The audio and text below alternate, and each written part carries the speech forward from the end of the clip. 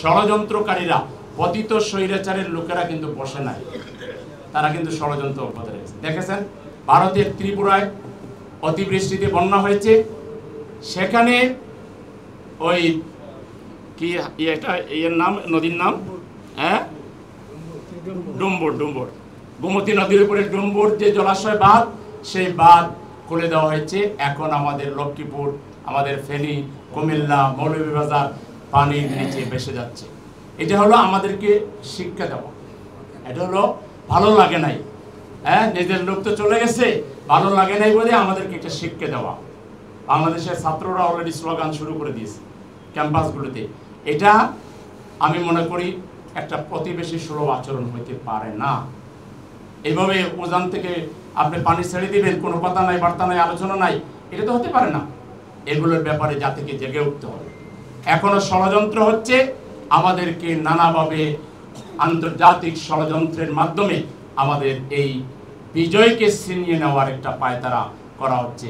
আমরা বলতে চাই, এই বিজয় শুরু হইল, আমরা এই আন্দোলন স্থগিত করি নাই, ছাত্র সমাজ আন্দোলন স্থগিত করে নাই, ছাত্র সমাজ রাজপথেই আছে।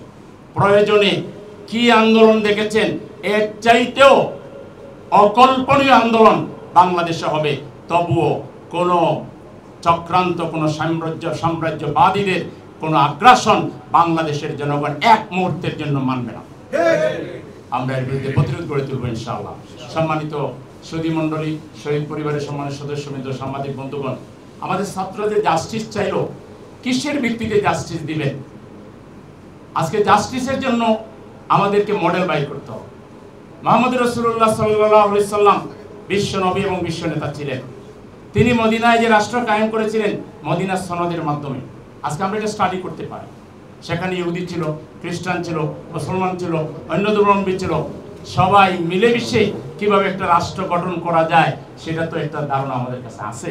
আর মুহাম্মদ সাল্লাল্লাহু আলাইহি সাল্লাম যা করতেন তিনি নিজের ইচ্ছায় করতেন না, সব করতেন আল্লাহর ইচ্ছায়। তার উপরে কোরআন নাযিল হয়েছিল। আজকে আমরা কোরআন চর্চা করতে পারি, কোরআনিক দৃষ্টিভঙ্গি যুব সমাজের মধ্যে, ছাত্র সমাজের মধ্যে যদি আমরা গড়ে তুলতে পারি, তাহলে তারা যেটা জাস্টিস চাচ্ছে, এই জাস্টিসের নজরানা, এর দৃষ্টান্ত কোরআনে তারা পেয়ে যাবে, রাসূলের সিরাতে পেয়ে যাবে, রাসূলের জীবনে পেয়ে যাবে।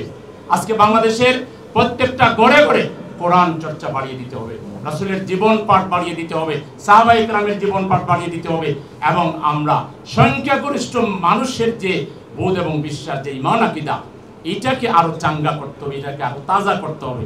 তাইলে ছাত্র সমাজ যে জাস্টিস চাচ্ছে, গণমানুষ যে জাস্টিস চাচ্ছে, সেই জাস্টিস আমরা বাংলাদেশে এনশিওর করতে পারবো ইনশাআল্লাহ।